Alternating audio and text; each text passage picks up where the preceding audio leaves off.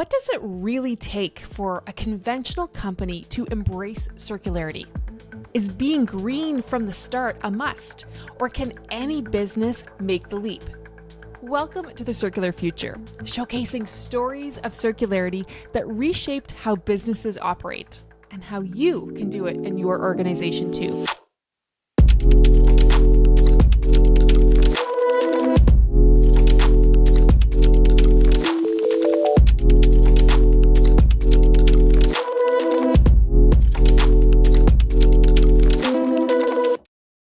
I'm your host, Stephanie McClarty, Head of Sustainability at Quantum Lifecycle Partners, your trusted partner in electronics circularity. We often hear that going circular through reuse, recycling, and beyond is all about resource efficiency. But what are the tangible benefits, and how do they show up in practice? Today, I'm joined by Andrew Telfer, Director at Circular Innovation Council, who brings a bird's eye view of how organizations are embracing circularity. Their members are experimenting and innovating and proving that circularity isn't just about recycling. Here's what's exciting. While some companies started with a green foundation, like Quantum, others are more traditional and frankly less expected, and they are now adopting circular practices. And they're seeing real results: reduced waste, diversified revenue streams, and resilience in a tough economy. I'm excited for this conversation with Andrew. We'll get started after this short message. Picture this. Your company just landed a major contract and needs to scale up fast. But what about all that sensitive data on your old equipment? That's exactly where Quantum Lifecycle shines, handling everything from secure data destruction to responsible recycling. Turn what could be a compliance nightmare into a seamless transition. Go to quantumlifecycle.com for more information. Welcome to the podcast, Andrew. Thank you. I'm glad to be here. And thank you for being our first interview of season 3. All right. I feel special. You should. So, Andrew, we always start with peeking into your world. What would be 3 things that the world wouldn't know necessarily about the Circular Innovation Council? Circular Innovation Councils. My goodness, I've got so much to say, but I'll limit it to 3. 3, yes. Number 1, I would say that a lot of people don't know that we're national. We have our roots as the Recycling Council of Ontario. So a lot of our team is based here in Ontario. A lot of our work is in Ontario. But we are national. We are working to develop a circular economy across Canada. And we are slowly expanding both our work and our team. We actually have team members from Saskatchewan to Montreal now. And our work, like I was telling you before we started recording, some of our projects are out in northern Alberta now. So and other provinces as well, but we're slowly getting out of the Ontario base, as it were. Number 2, I would say I think a lot of people forget that we're member based. You are a member through Quantum is, Quantum, yes. Yeah, Quantum Lifecycle Partners.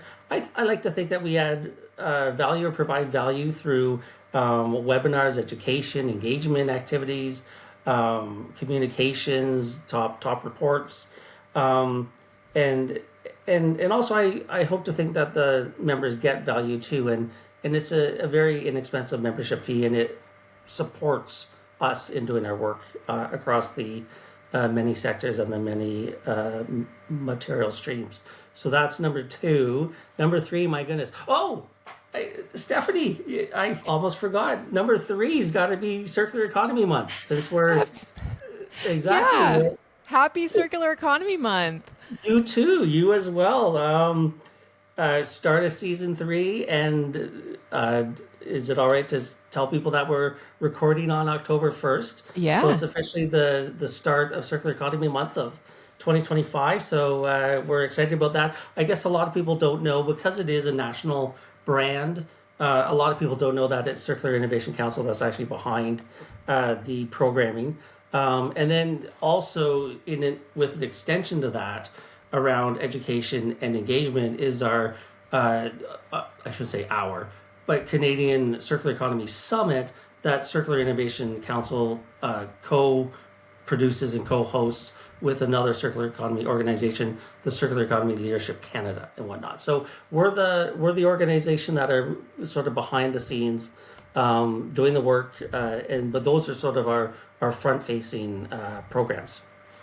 Yeah, and if I could add two things. One regarding Sure. Circular Economy Month, your website, circulareconomymonth.ca, is a wonderful set of resources, Yeah. which we produce a webpage at Quantum for our employees on anything sustainability. Our topic for October is Circular Economy Month. We linked your Awesome. webpage and the pledge that's on it.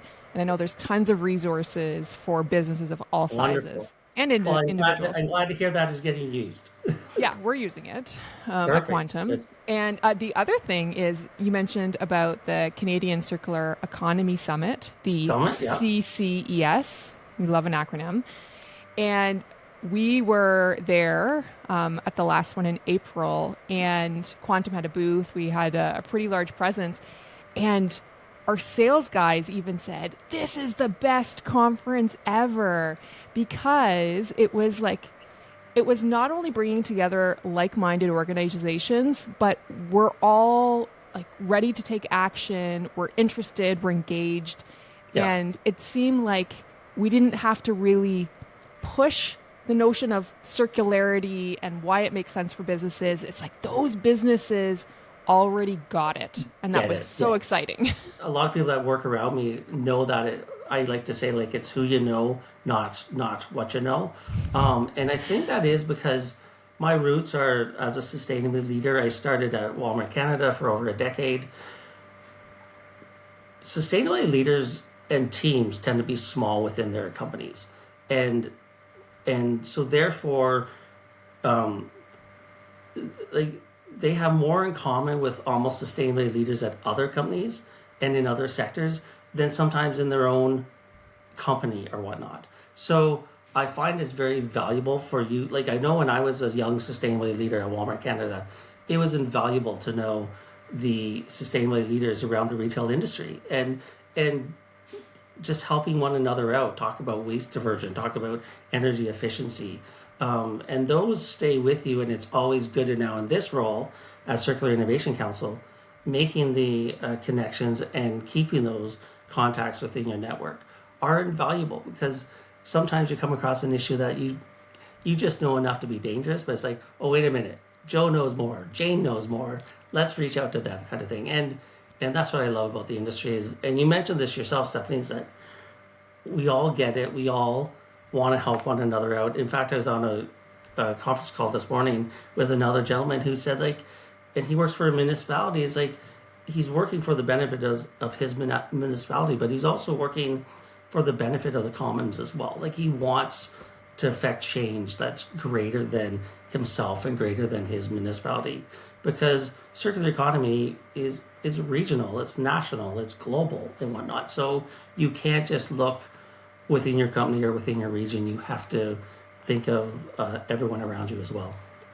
Totally. All of your stakeholders. Yes. And Yes, yes, yeah, I would totally agree with that. And I think you're in such a fortunate position at the Circular Innovation Council where you get to see all of the cool things that your members are doing. And I wanted to dive into that today because I sure, think yeah, you've seen some really interesting examples of companies who are taking on fundamental business challenges and really applying a circular mindset to it. And yeah. on the other side, coming out with new products, new business lines, new revenue. So, Andrew, what have you seen in that regard? Yeah, no, and if I may, Stephanie, just add, preface some of the examples with, uh, we at the Circular Innovation Council are really leaning into the economic benefits, the business benefits of the circular economy within this year specifically. It's tough economic times. There's economic uncertainty, and also we feel, and when I say we, the team here, we feel that the businesses of Canada have to be engaged, and not just the quote unquote green ones that provide a green product or green service. Every business has to be engaged and learn about circular economy principles because it pertains to them. Some people think like, oh, I build or I make something or I produce something that I look around my desk. I produce this pen and it's not inherently green, and so therefore circular economy doesn't affect me, or it doesn't. I don't need to learn about it.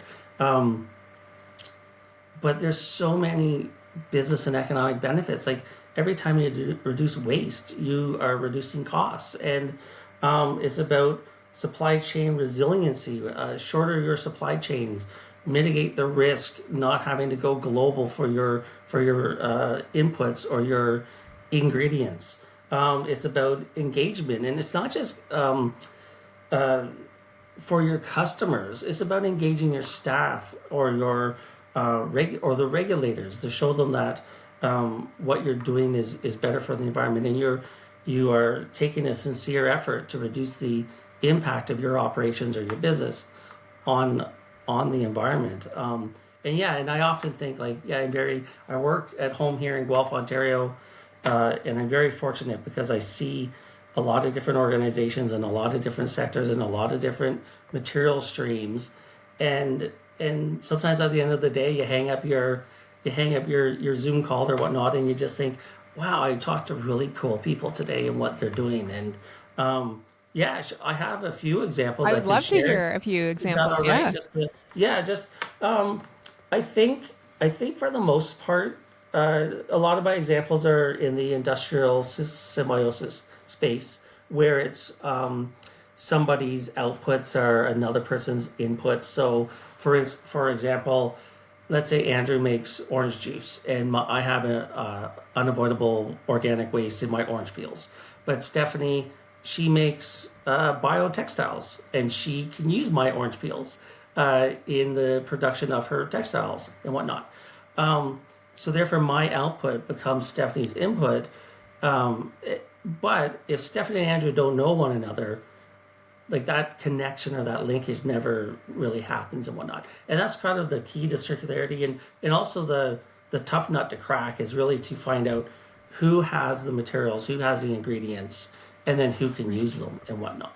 So some of the really cool examples out there, I know it, is it all right if I mention company names? Yeah, Or please. Yeah. okay, I'll mention company names and just put a caveat out there that I'm not a paid spokesperson or whatnot.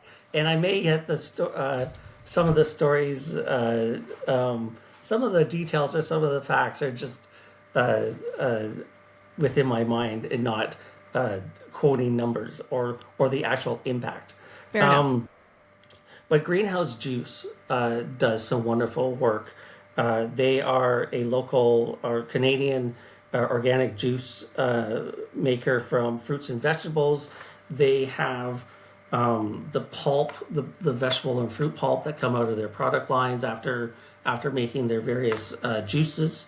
Um, and what they did at first was like, well, there's a lot of excess pulp here, a lot of organic matter, a lot of organic material. And I think at first maybe they may have been or organically recycling it to a cost. But then they thought, wait a minute, there's value here. There's nutrients here. There's it can be used to make other products, other food products. So they started connecting up with other organizations that could take these ingredients. And then they also realized that the pulp is very heavy with its moisture content and whatnot and the water in it. So it was actually very heavy to ship and expensive to ship. So they came up with a way to actually dehydrate their pulp, maintain the nutritious content and whatnot, and now it's easier to ship and it's easier to use by those other organizations. And that's just one example. Another cool example coming out of Greenhouse, and that example is between like organization A and organization B, or two Sure. different organizations. What's kind of cool is that Greenhouse actually kind of put their money where their mouth is and said, you know what? instead of others using or reusing the pulp coming out of our juices, how about we do it? So their food developer there, great person, very engaged in sustainability, the circular economy. She took a look at the ginger coming off of their ginger shot line, and they thought, you know what can we do with this? Like it's excess ginger. It's a ginger output. What can we do about it? And on her own, she went and created ginger beer, and it actually is one of the first upcycle certified products within Canada by the Upcycle Food Association, and is now being sold on retail shelves. So and this is the whole principle about the circular economy. It's like taking a waste that might have been a cost to dispose to you, but now you're taking it and you're adding value and you're reusing it and you're creating a whole new product line. Yeah. And I love the greenhouse story. I think it's an awesome story. However, when I share that story, I think there's some people out there that are in business that are like, well, of course, they're a organic juice manufacturer. Their name's Greenhouse. They're green already. Of course, sustainability pertains to them, or they're all into circular economy. But like, I'm not, and I make this pen, so it doesn't Like more of appeal a to me. traditional business. Yeah. Exactly, and so I don't need to know this, but I also have a story for them as well. There's actually a door manufacturer in Mississauga, Ontario, and forgive me, I forget the name. I heard this story years ago when I was working at the Smart Cities office, but it was a door manufacturer. It is a door manufacturer in Mississauga, and they created or manufactured a fairly premium door line, a line of wooden doors. And at the end of their manufacturing process, they had all these offcuts and all this excess wood and whatnot. And before they were recycling it and cost to dispose, like though it's being kept out of landfill, there's still a cost to recycle. And they said, well, wait a minute, we can use this to develop another product line, another door line, a not so premium door line, maybe an opening price point wooden door line. So they actually took the wood. I don't like to call it waste because it's not waste. Like the wood, the excess wood material, and they used it as an input into their business. And now they created an entirely new product line. And there's nothing inherently circular or sustainable. Like when you think about a green product, like doors are not that what comes to mind and No. whatnot. So I think that's just a proof point or a story that just proves the fact that circular economy is for everybody. That it's for every business.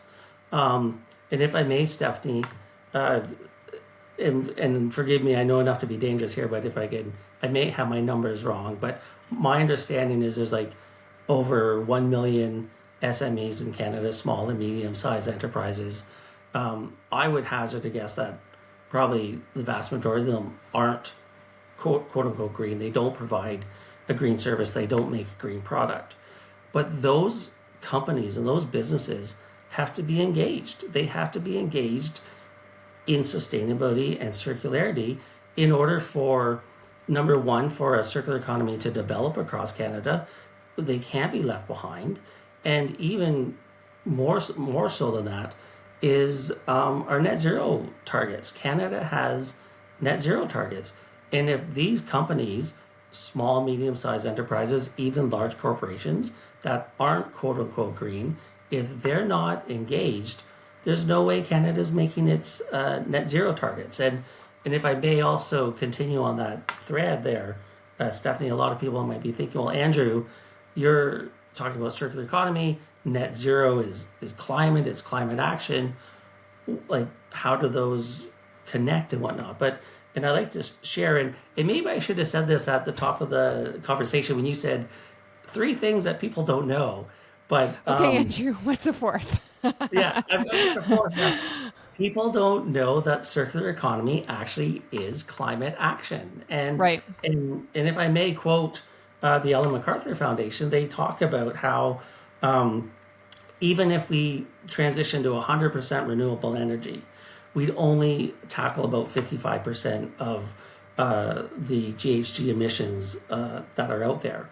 The rest, the other half, the other 45%, is how we grow food, how we make products, how we manage our land. And that has to be tackled through circular economy. Circular economy is Right. all about keeping products and materials in use longer.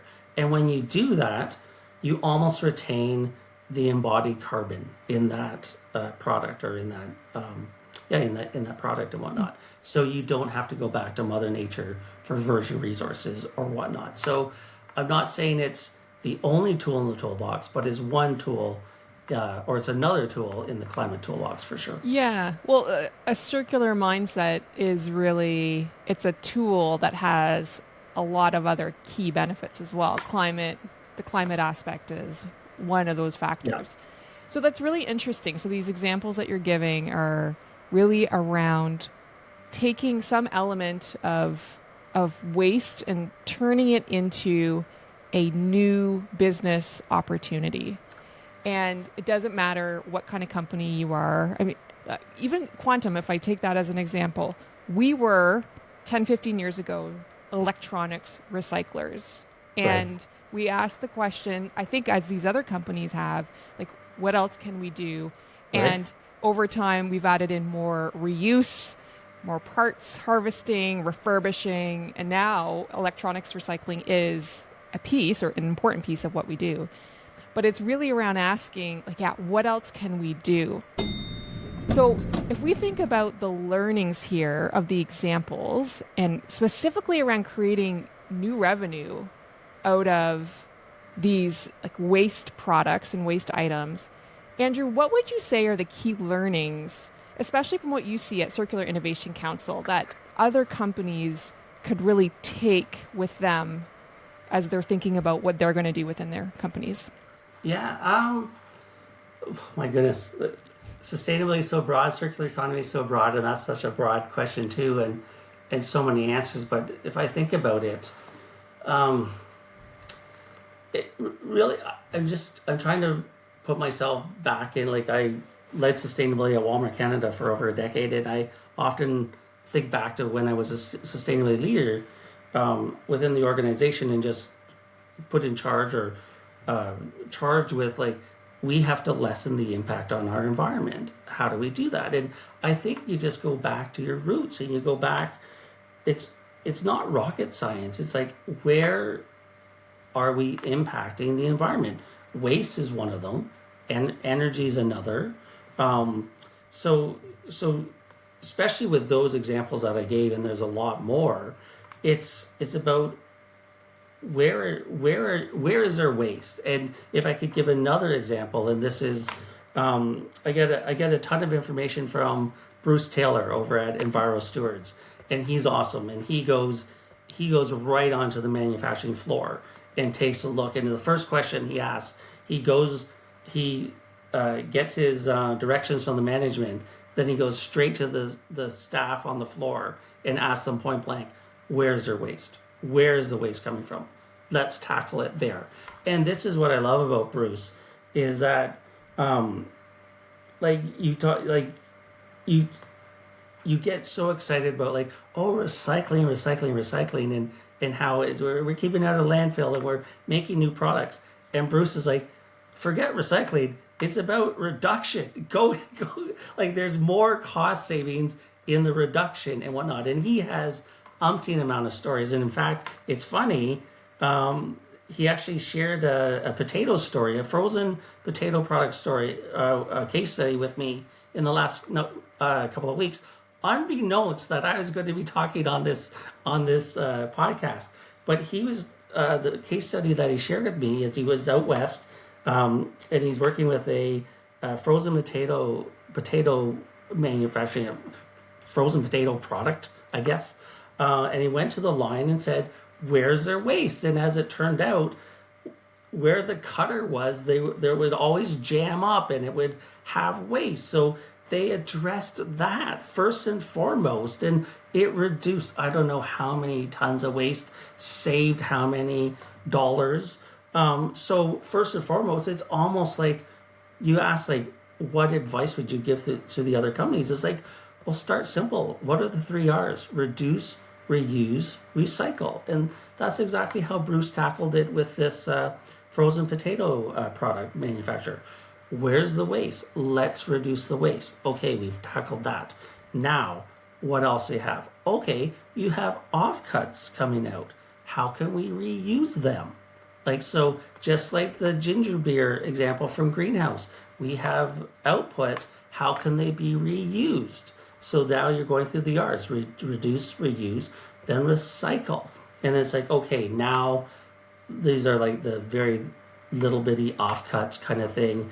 But instead of recycling or organically recycling them, how can you upcycle them and give them to another manufacturer? And Bruce, actually, in the potato example that he gave, he actually hit all three R's. He said, first we reduced the waste, then we reused it in house, and then what we couldn't, we actually upcycled the offcuts to another product manufacturer.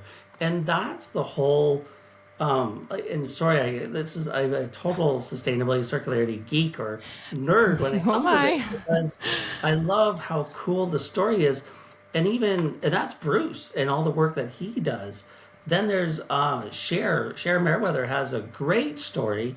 Back when she was leading Provision Coalition, she was working with a onion ring manufacturer, and of course the onion ring manufacturer wanted the round parts of the onions, so they cut off the top, they cut off the bottom, and they're like, well, this is waste to us. These aren't rings, so they were recycling them and they're disposing of them, keeping them out of landfill. But then Cher connected them up with a vegetable broth manufacturer who doesn't care what the the shape of the onion is. And so Cher connected them up. And lo and behold, guess what? They were actually close to one another. So it's like their supply chain was shortened. And the vegetable broth manufacturer, before Cher connected them up with the onion ring offcuts or the onion offcuts, they were sourcing from outside of Canada. So now it's like a shorter supply chain, more resilient supply chain. Like that's what circular economy is all about. It's about just reducing your impact on the environment and going through really the three R's are how old are the three R's, but they still apply. Reduce, reuse, recycle. And that's I guess what I would say was where to start. Yeah, I love reduce, reuse, recycle. It is so simple and it can be applied in so many ways. So basically, for other companies, look to where your waste is and apply the three R's with really the context of like, what else can you do with this? And I think the other thing we've heard through you as well is the the necessity to look elsewhere in terms of collaboration. There might be Yes. opportunities for your waste to become someone else's waste or someone else's input. Inputs. Yeah. Yeah. And also, I think, too, is thinking about your customers and what your customers want, because there might be a new business opportunity. Coming back to the door example, using the offcuts to create a different business line that Yeah. appeals to customers in a different way or a different set of Yeah. your customers. I think that's really smart. I So, actually I have a can I share a story with you that I yeah. actually met the gentleman up at the Canadian Circular Economy Summit in April. He was from Hilti and Hilti tools and whatnot. And again, forgive me, I know enough to be dangerous but I was so excited when he was telling me the story.